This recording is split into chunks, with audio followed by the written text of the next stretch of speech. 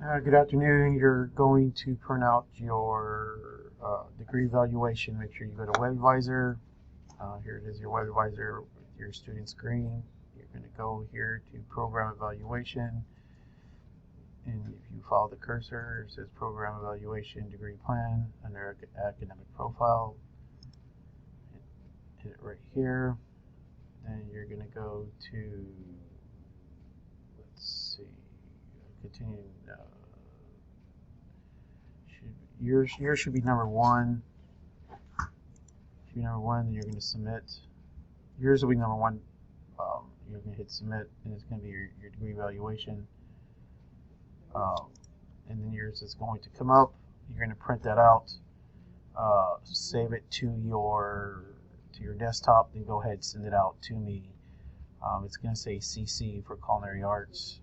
Go ahead and send that. And this is for you students online. Make sure you follow that. You log in, Program Evaluation, click on there. It's going to have it right up here for Culinary Arts. Click on that, press Submit, and then you'll go ahead and submit it on a PDF. I'll have a folder for you. All right, thank you so much. Have a great day.